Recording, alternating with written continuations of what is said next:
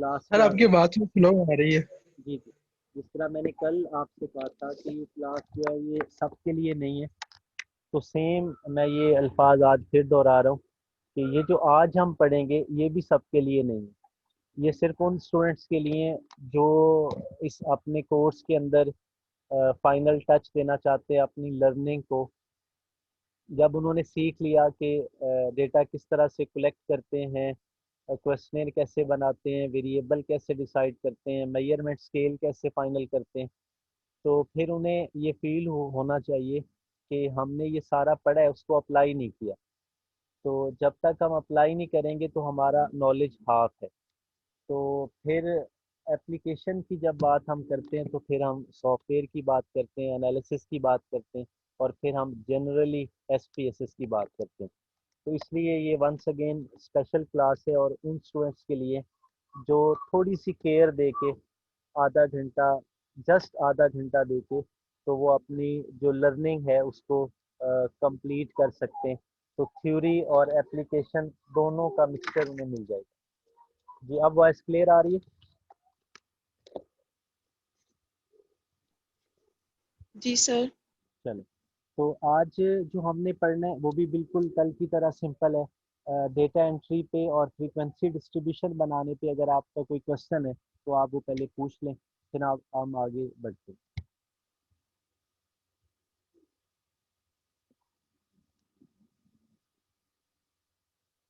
Frequency distribution और data entry पे जो हमने कल पढ़ा था, मैं थोड़ा सा चलें रिवाइज कर देता हूँ।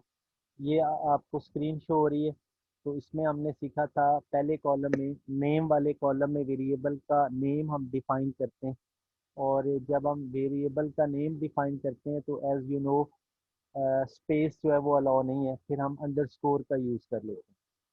और एक कोशिश करते हैं कि वेरिएबल का जब नेम डिफाइन करें तो वो शॉर्ट हम रखते हैं। मतलब ऐसे हम नहीं लिखते जेंडर ऑफ द स्टूडेंट्स, नहीं, बल्कि उसको शॉर्ट करके जेंडर कह दिया।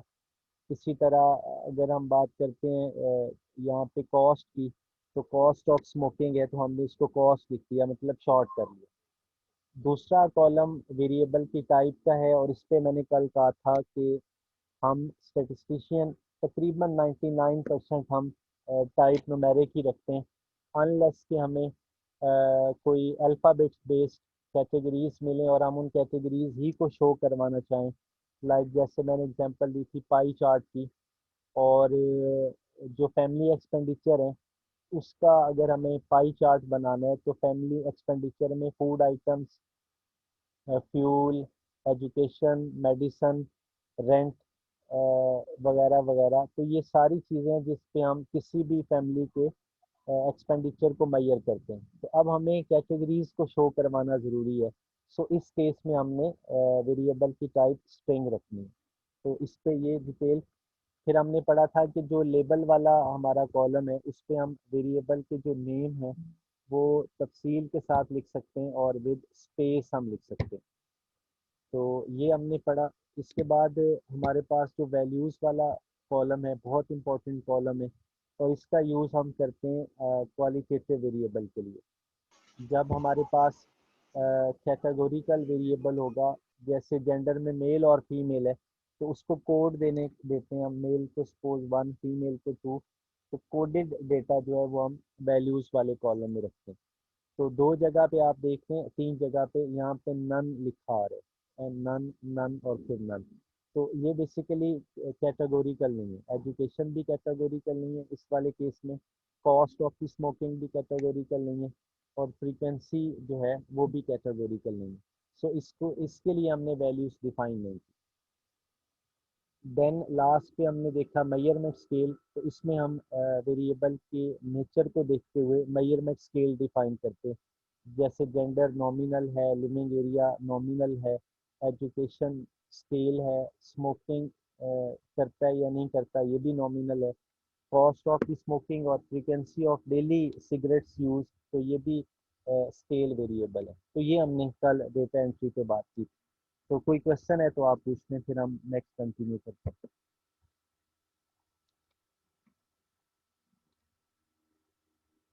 जी, क्लियर है सारा।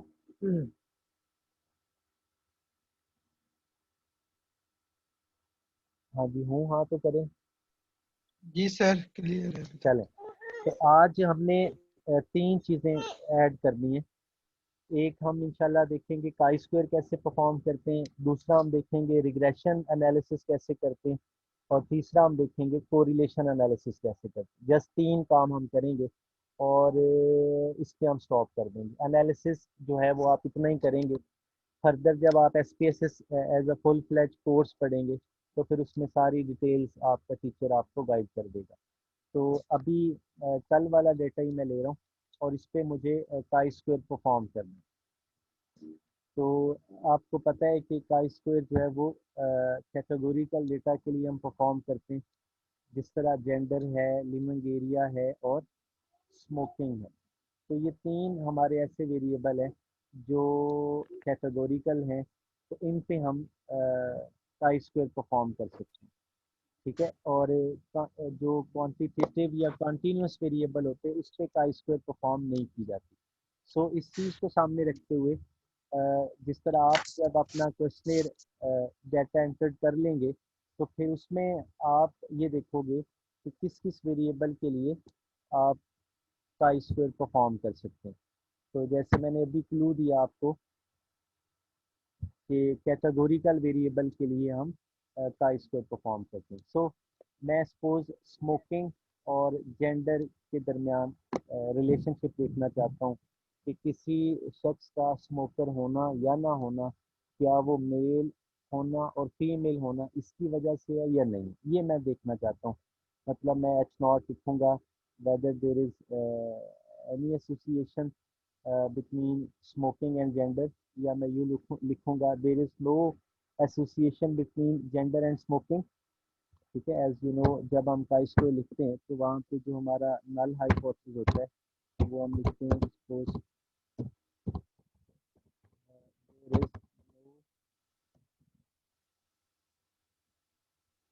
देर इज नो एसोसिएशन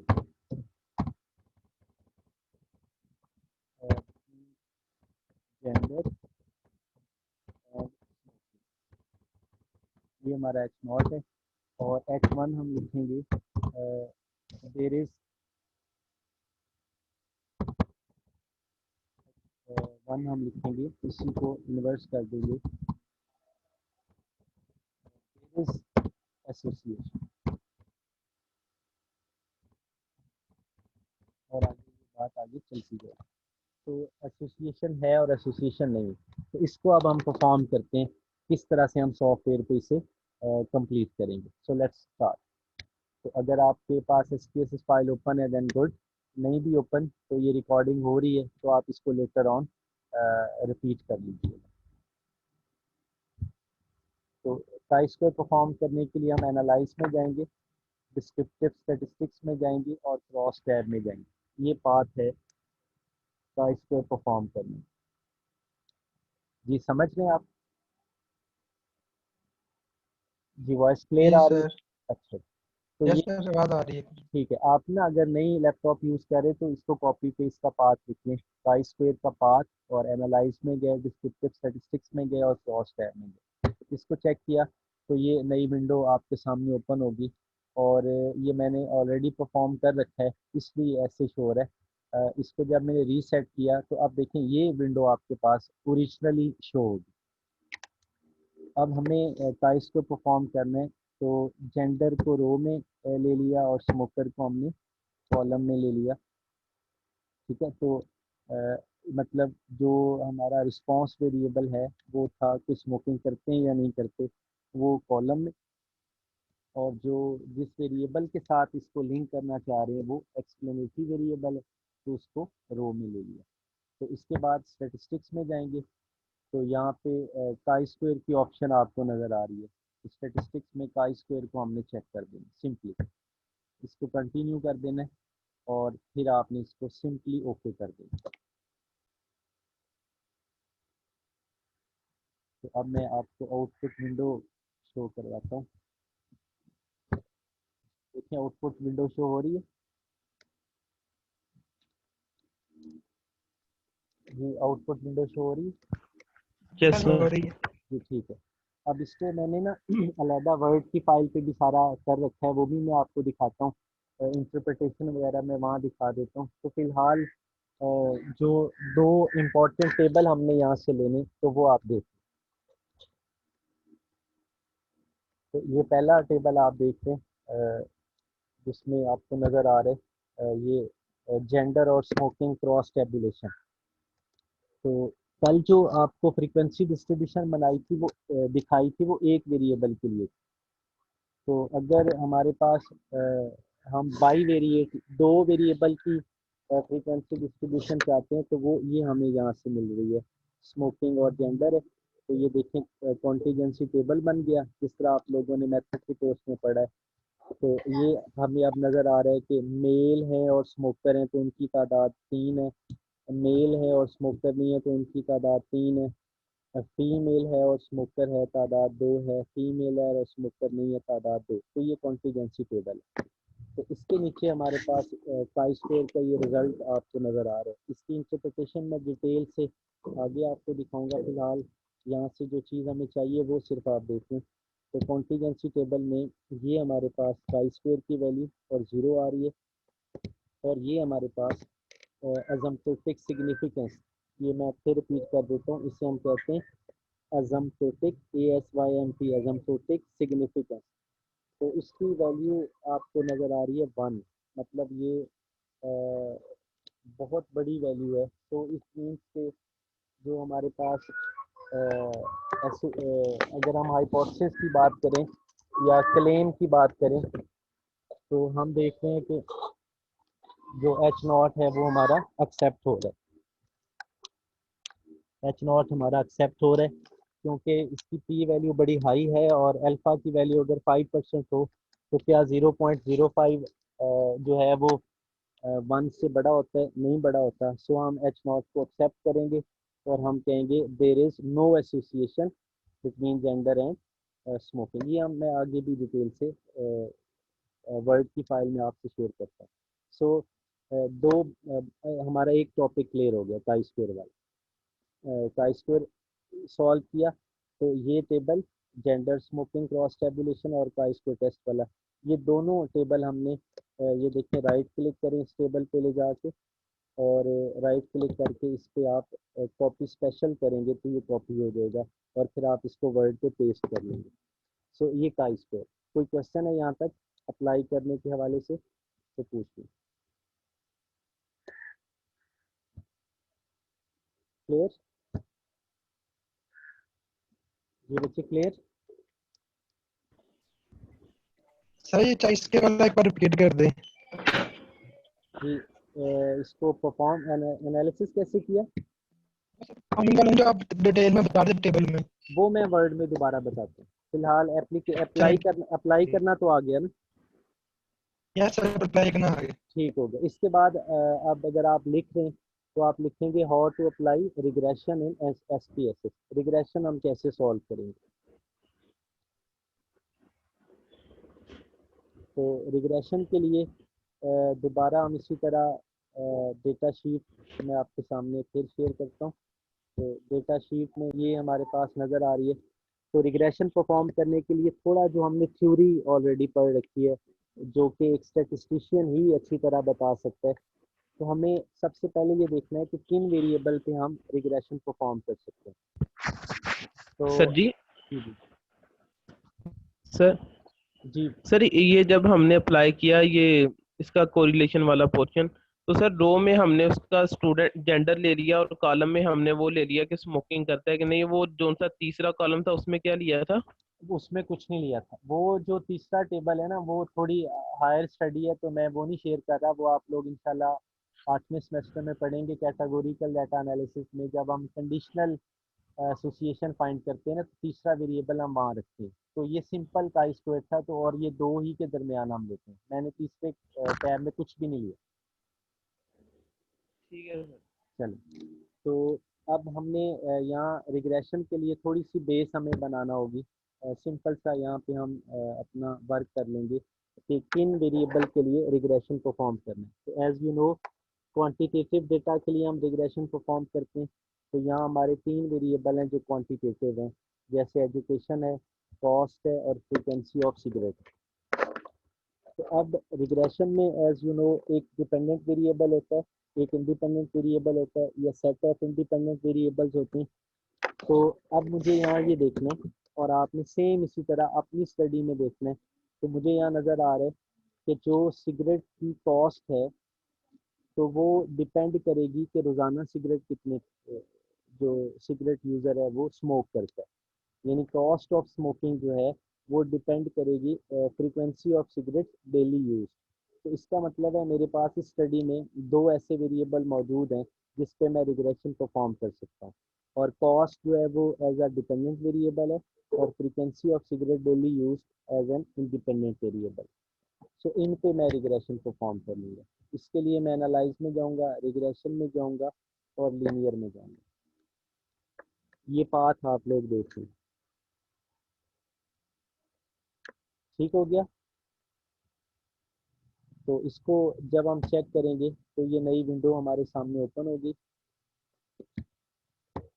तो मैंने कॉस्ट वाला वेरिएबल डिपेंडेंट में ले लिया और फ्रीक्वेंसी ऑफ सिगरेट यूज जो है वो इंडिपेंडेंट में ले लिया। ये नज़र आ रहे हैं?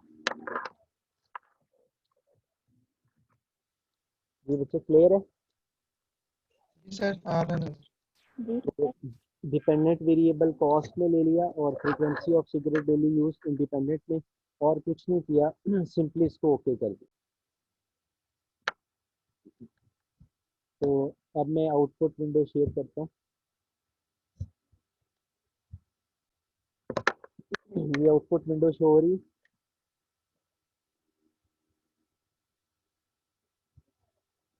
ये आउटपुट विंडो शो हो रही है। जी सर हो रही है।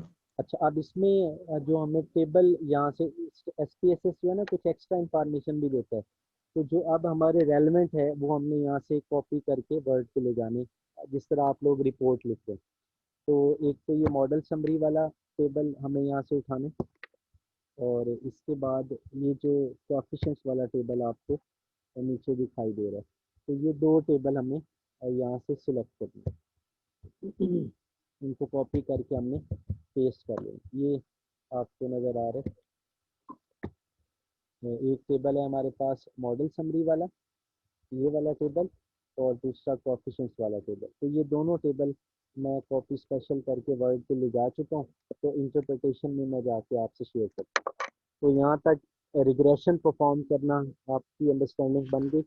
सर सर जब हम सिलेक्ट करते हैं तो वो कॉपी स्पेशल करानी है, वो उस पर ऑप्शन आता है cut copy, copy paste, create, edit, इस तरह के ऑप्शन आते हैं। इसका तो नहीं आता ठीक कॉपी स्पेशल ठीक है, का। ठीक। जब आप कॉपी करते हैं तो और उसको वर्ड पे पेस्ट करते हैं तो वो सही हो जाता है पेस्ट? नहीं, अभी तो वो सिलेक्ट करने का ही हम देख रहे हैं कि जिस तरह आपके आ जाता है अच्छा अच्छा ना, अच्छा। कॉपी स्पेशल अभी पेस्ट किया नहीं है, आपके ऑप्शन ही देख पास रहा था मैं। आपके पास SPSS कौन से वाला है? 24 है या 22 है इसका ये वर्जन? नहीं पता मुझे। अच्छा अच्छा। तो ये ना वर्जन का डिफरेंस होता है। मेरे पास SPSS 20 वर्जन है, तो मे बी आपके पास लेटेस्ट हो, तो कोई इशू नहीं है, आपको इससे कोई गर्ज नहीं है। आप राइट क्लिक करें, कॉपी करें, वर्ड पे पेस्ट करें। अगर टेबल एज इट इज़ वहाँ जा रहे हैं सो वेरी गुड, कोई इशू नहीं है। ठीक है। ठीक, ठीक हो गया। तो अब आज के लिए जो तीसरी और आखिरी बात है वो कोरिलेशन हम देख लेते हैं और फिर इंटरप्रिटेशन पे हम चलते हैं। तो रिग्रेशन की अंडरस्टैंडिंग भी बन गई और काई स्क्वायर की अंडरस्टैंडिंग भी बन गई। अब कोरिलेशन हम कैसे परफॉर्म करेंगे? तो दोबारा से हमें अपना डेटा देखना होगा और वंस अगेन हमें थ्योरी जो हमने पढ़ रखी है, जो हमें हमारा टीचर हमें मेहनत करवाता है बार बार कि क्या मेजरमेंट स्केल हो, किस तरह का डेटा हो, तो उस पर आप लोगों ने कौन सा टूल अप्लाई करना है। तो कल मैंने आपको लिंक शेयर किए थे, उसमें एक लिंक था स्टैटिस्टिक्स इन अ ग्लास। तो अगर आप लोगों ने अपनी क्लास के अलावा भी लिंक देखा है तो उसी लिंक्स के अंदर लिंक था स्टैटिस्टिक्स इन अ ग्लास। तो उस पर मैंने माइनर की क्लासेस में 3-4 स्लाइड्स पे बताया था कि किस तरह का मेजरमेंट स्केल हो तो कौन सा टूल अप्लाई करते हैं। तो कोई 25 मिनट का लेक्चर है, तो उसको सुनिएगा, मे बी आपके लिए फ़ायदा मंद हो। तो फिर आप टूल जो है वो आसानी से चूज़ कर लेंगे किस टूल को। कल वाले लेक्चर में सर? जी, कल वाले लिंक्स के अंदर मैंने माइनर की एमफिल सोशियोलॉजी क्लास को मैंने वो डिटेल्स बताई थी, तो आप वहाँ से देख लेना।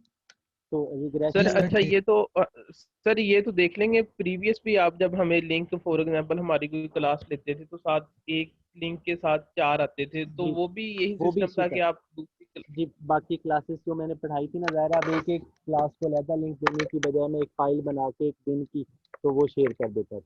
तो अगर आपका इंटरेस्ट ठीक। हो तो उसमें बेसिक बेसिक स्टैटिस्टिक्स है, और अगर आपको पास टाइम हो तो आप उसको सुन सकते हैं बात। ठीक है सर। अब कोरिलेशन के लिए हमें देखना है कि किस डेटा के लिए, किन वेरिएबल्स के लिए हम कोरिलेशन परफॉर्म कर सकते हैं। अब देखिए, जेंडर क्वालिटेटिव वेरिएबल है, लिविंग एरिया क्वालिटेटिव है, स्मोकिंग क्वालिटेटिव है। तो इन तीनों पे तो कम से कम हम किसी भी तरह से कोरिलेशन नहीं लगा सकते। इसके बाद रह गया एजुकेशन है, कॉस्ट है, फ्रीक्वेंसी है। तो ये तीनों क्वांटिटेटिव वेरिएबल हैं। तो हम जिस तरह आपको पता है कि कोरिलेशन में ये डिफरेंस नहीं है कि कौन रिस्पांस वेरिएबल है और कौन इंडिपेंडेंट है, तो वहाँ हम इंटरडिपेंडेंस देखते हैं। तो किसी भी दो वेरिएबल्स के दरमियान रिलेशनशिप हम देख सकते हैं। तो फिलहाल मैं यहाँ पे कॉस्ट और frequency of cigarette daily use, इन दोनों वेरिएबल के दरमियान रिलेशनशिप देखना चाहूँगा। तो सिंपली एनालाइज में जाएंगे और कोरिलेट में जाएंगे और बाई वेरिएट में जाएंगे, ये पाथ है। तो ये तीसरे क्वेश्चन का पाथ भी आप लिखिए, how to perform correlation in SPSS। तो एनालाइज में गए, कोरिलेट पे गए और बाई वेरिएट पे गए। तो इसको सिलेक्ट किया, तो ये दोनों वेरिएबल कॉस्ट और frequency of cigarette daily use, ये मैंने यहाँ से उठा के वेरिएबल वाले बॉक्स में ले ली। तो अगर आप गौर करें तो जब हम रिग्रेशन परफॉर्म कर रहे थे तो वहाँ अलग अलग टैब थी, एक डिपेंडेंट की टैब थी, एक इंडिपेंडेंट की टैब थी। तो सॉफ्टवेयर भी तो इंसान ने बनाया ना, तो वहाँ पे सेटिंग की गई कि रिग्रेशन के लिए एक डिपेंडेंट चाहिए होता है और बाकी इंडिपेंडेंट चाहिए होते हैं। अब कोरिलेशन परफॉर्म करें तो यहाँ पे एक ही बॉक्स है। तो अब जिसने सॉफ्टवेयर बनाया तो उसने सेटिंग की कि कोरिलेशन के लिए किसी भी तरह से किसी किस्म की डिपेंडेंस और इंडिपेंडेंस की सेपरेशन की ज़रूरत नहीं है, वेरिएबल चाहिए और बस रिलेशनशिप देखनी। तो आपको याद होगा मैंने क्लास में एक दफ़ा बताया था कि जो मेरी सिलेक्शन हुई थी इधर 2013 में जीसी में, तो उस वक्त के जो वाइस चांसलर साहब थे, तो उनकी और मेरा जो तकरार हुआ था एक क्वेश्चन पे, वो उन्होंने मुझे ये क्वेश्चन किया कि आप बताएं कि, जी एक मिनट,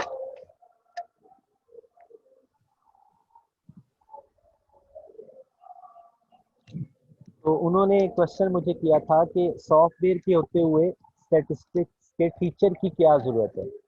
तो अल्लाह का शुक्र है मैं डटा रहा कि जी स्टैटिस्टिक्स का टीचर होगा तो सॉफ्टवेयर होगा ना। तो ये जो सारे लोग, आप आजकल बड़ी ये एक बहस चल रही है, लोग कहते हैं जी यूट्यूब मौजूद है, वीडियो लेक्चर मौजूद है, सॉफ्टवेयर मौजूद है, जिस तरह अभी SPSS का सॉफ्टवेयर है। तो शायद आपके जहन में ये क्वेश्चन आए कि भाई हमें फिर क्यों रिग्रेशन कोरिलेशन के फार्मूले, काई स्क्वायर के फार्मूले, ये क्यों पढ़ाए गए जब सॉफ्टवेयर मौजूद है, एक क्लिक करें और अपना रिजल्ट ले लें। तो उसका रिप्लाई ये है कि सॉफ्टवेयर में जिस तरह अभी मैं कोरिलेशन परफॉर्म कर रहा हूँ, तो सॉफ्टवेयर को तो नहीं पता कि किन वेरिएबल के दरमियान कोरिलेशन लेना है। अगर मैं ये दोनों वेरिएबल यहाँ से निकाल दूँ और जेंडर और लिविंग एरिया यहाँ पे डाल दूँ, तो इसने तो इस पर भी रिजल्ट दे देना।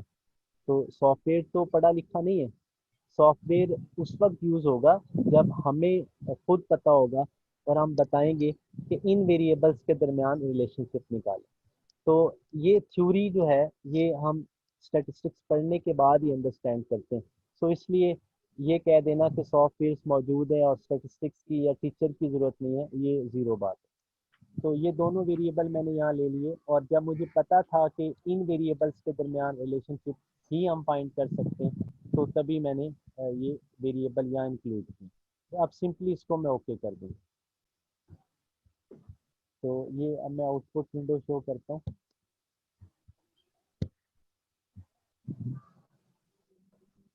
जी आउटपुट विंडो शो हो रही है कोरिलेशन के नाम से यहाँ पे बॉटम में।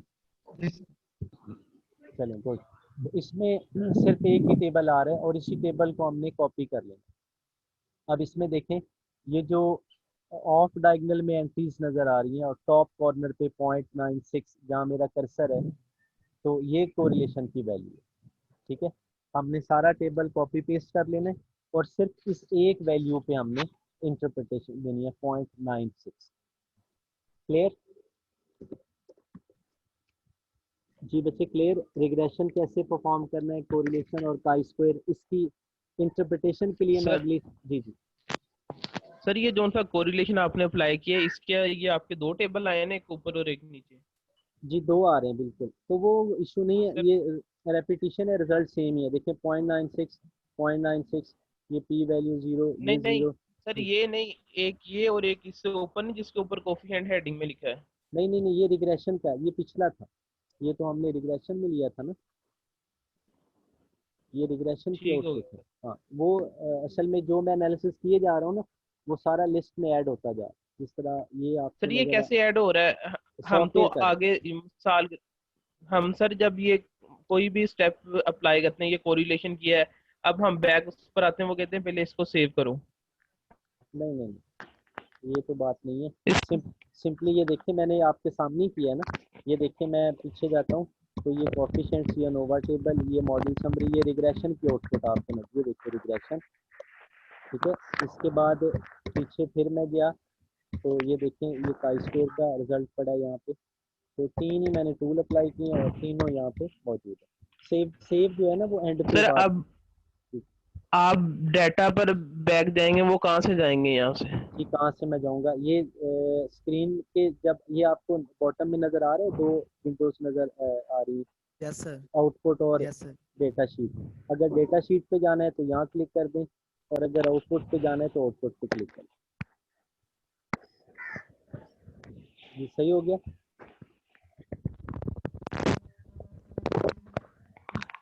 हाँ जी ठीक है भाई। सर ये आउटपुट और डाटा शीट ये कहाँ पर है ये? जी ये जो हमारा बॉटम बार है ना, एसपीएसएस के अंदर यस दो सर। दो विंडोज, एक ये नज़र नहीं आ रहा आपको बॉटम में? ये देखिए मैंने यस एसपीएसएस के सर। मोनोग्राम पे कर्सर रखा ना, तो दोनों विंडो शो हो रही हैं, आउटपुट और डेटा। जी नज़र आ रही?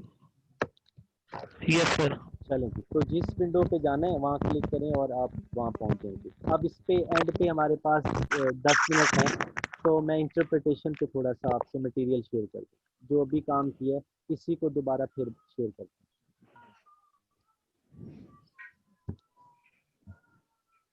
ये मैंने वर्ड पे रिजल्ट सेव किए हैं, ये फाइल नज़र आ रही?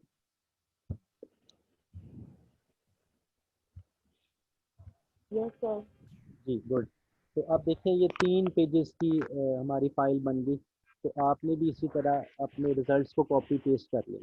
तो मैं ज़रा तेज़ी से इसको सम अप करूँ, कुछ चीज़ें पहले बता चुका हूँ। ये मैंने टाइटल दिया रिजल्ट्स एंड डिस्कशंस, तो मॉडल समरी वाला मैंने कॉपी पेस्ट यहाँ कर दिया।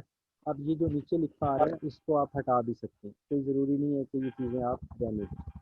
तो ये टेबल आ गया। अब इसकी इंटरप्रिटेशन, ये आर की वैल्यू आपको नज़र आ रही, कैपिटल आर लिखा हुआ है और 0.96 वैल्यू आ रही है, ये नज़र आ रहे? Yes sir. तो बेसिकली ये कोफिशिएंट ऑफ डिटर्मिनेशन की वैल्यू है, सॉरी ये आर स्क्वायर, ये जो है 0.92। तो इस पे आप इसको लिखेंगे, आप यहाँ बताएंगे कि 92% वेरिएशन इन दी मॉडल जो है वो explained by the explanatory variable है, जिस पर आप कोफिशिएंट ऑफ डिटर्मिनेशन की इंटरप्रिटेशन करते हैं। तो ये तकरीबन 92% वेरिएशन मॉडल के अंदर एक्सप्लेनेटरी वेरिएबल की वजह से इंक्लूड हो रही है। ये किसका माइक डिस्टर्ब कर रहा है?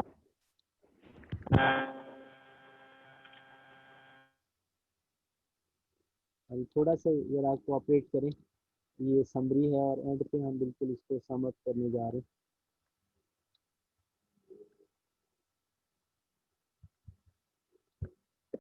तो एक चीज़ हमने यहाँ देख ली, मॉडल समरी की इंटरप्रिटेशन, और आर स्क्वायर की वैल्यू 0.92 है, तो हमने कहा तकरीबन 92% वेरिएशन इन द मॉडल जो है वो एक्सप्लेनेटरी वेरिएबल की वजह से एक्सप्लेन हो रही है।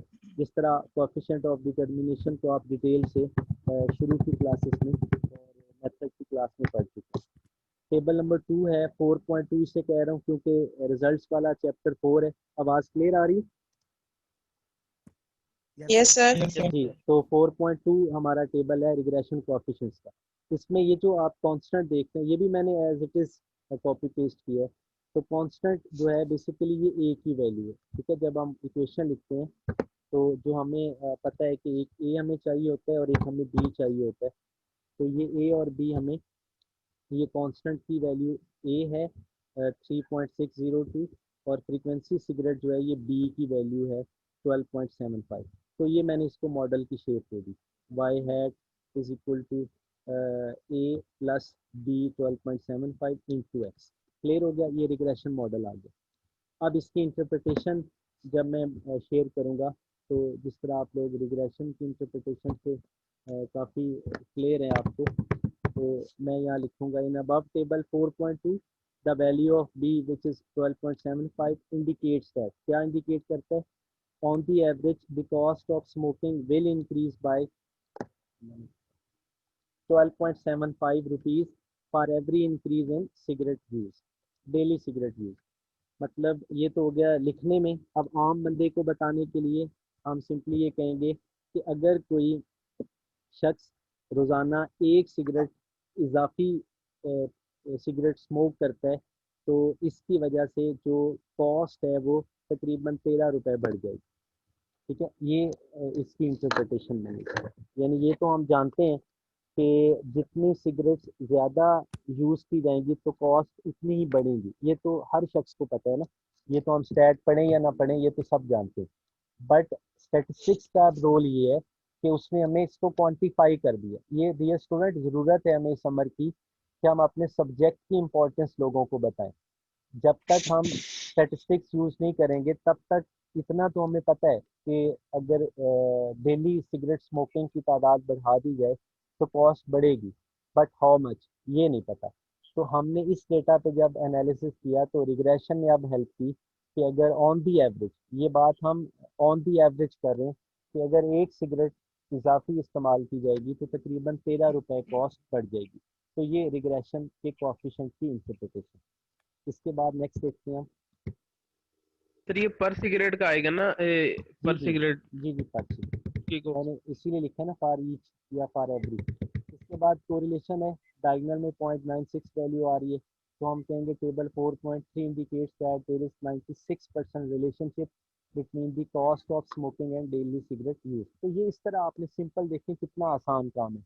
इसीलिए मैंने कल और आज क्लास के शुरू में कहा कि ये स्पेशल स्टूडेंट्स के लिए 15-20 मिनट में एनालिसिस हो गया और टेबल कॉपी पेस्ट हो गया और दो दो लाइनें हम लिख रहे हैं और हमारी रिपोर्ट जो है वो बहुत बेहतर हो रही है। तो 96% रिलेशनशिप है। इसके बाद ये क्रॉस टेबुलेशन का टेबल है और ये काई स्क्वायर का टेबल है। तो इसकी इंटरप्रिटेशन अब देख लें, लास्ट पे हमारे पास पहले भी बता दिया है।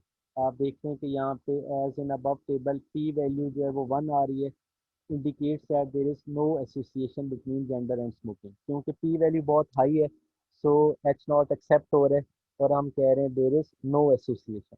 अगर P value very close to zero होती तो फिर हम एच नॉट को रिजेक्ट करते और हम कहते there is association. So thank you very much, ये हमारा आज का काम था एनालिसिस का। आपके क्वेश्चन है तो 1-1.5 मिनट है, आप क्वेश्चन कर सकते हैं।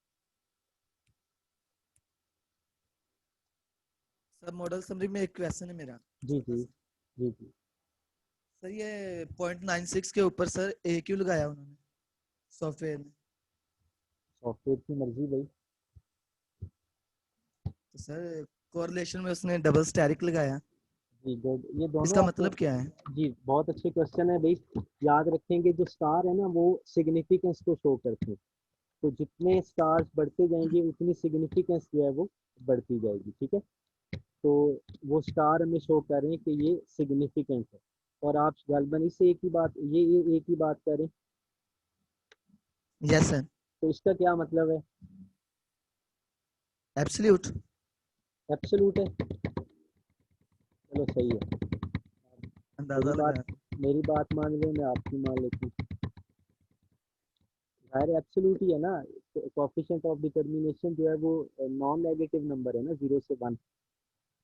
Yes sir. तो मे बी इस सेंस में हो। बाकी ये मैंने कहा ना कि कुछ जो चीज़ें हैं या जो फुट नोट्स में लिखा होता है वो कुछ मीनिंगफुल भी होता है और मीनिंगलेस भी होता है। तो हमने सिंपली ये देखा कि जो कैपिटल आर है वो कोरिलेशन कोएफिशिएंट है और जो आर स्क्वायर है वो कोएफिशिएंट ऑफ डिटर्मिनेशन है। तो हमने वो वैल्यू लेके उसको इंटरप्रेट कर दिया। तो अब मैं, अगर कोई और क्वेश्चन नहीं है तो मैं सिंपली अब ये कहूँगा, ये मैंने बर्डन क्रिएट नहीं किया आप लोगों के लिए। आपके पास 15-20 लोगों का डेटा है, 1 घंटे में मैक्सिमम डाटा एंट्री हो जाएगी और 15 से 20 मिनट में आप क्लिक क्लिक करेंगे, आउटपुट आ जाएगी और फिर आप उसको कॉपी पेस्ट करेंगे और 5-6 पेजेस का बड़ा अच्छा रिजल्ट्स वाला चैप्टर आपका बन जाएगा। तो किसी भी तरह की, एंड पे ये कह रहा हूँ, कंपलसेशन नहीं है आप पे। रिपोर्ट आप लोगों ने लिख ली, मैंने वो देख ली, अगर आप इसमें ऐड कर लेंगे तो आपकी लर्निंग इम्प्रूव होगी। इससे ज़्यादा शायद कुछ ना हो। ठीक है, थैंक यू वेरी मच। अल्लाह हाफिज़। खुदा हाफिज। जी।